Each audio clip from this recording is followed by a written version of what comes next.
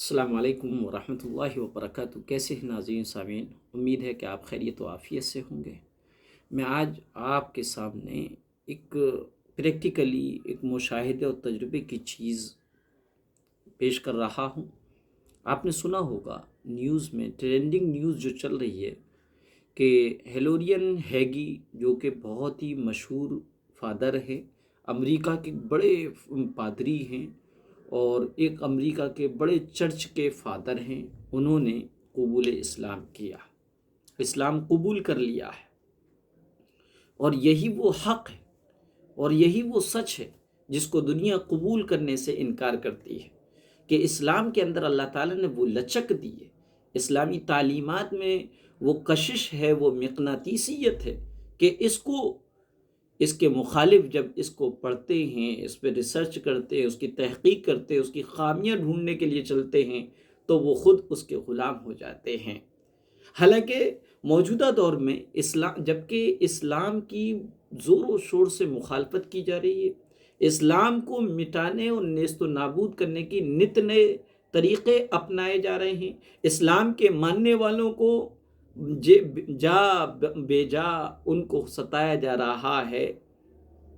اور ایسے دور میں یہ واقعات کا ہونا واقعی اللہ کی بہت بڑی نعمت ہے، اور دنیا والوں کے لیے ایک ایسی حقیقت ہے جس کو وہ تسلیم کر لیں۔ وقت ہے اب بھی تسلیم کر لیں، کیونکہ یہ ہیلورین ہیگی جو مشہور فادر ہیں، انہوں نے اپنے قبول اسلام کو لکھا ہے اور بتایا ہے، اس کی وجہ بھی بتائی۔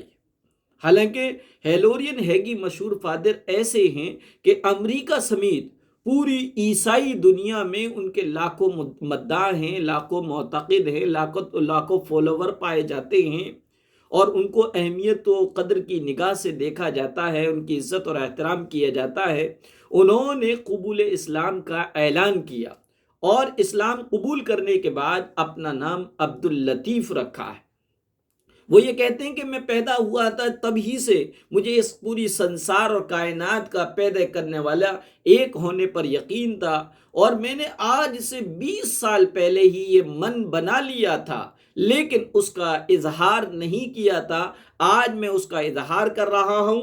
اور انہوں نے ایک ولاگ بھی لکھا ہے جس میں انہوں نے اپنے اسلام قبول کرنے کی وجہ بتائی ہے، اور خاص بات یہ ہے، پوائنٹ کی بات یہ ہے کہ انہوں نے اپنے قبول اسلام کو کنورژن کا نام نہیں دیا، بلکہ انہوں نے اپنے قبول اسلام کو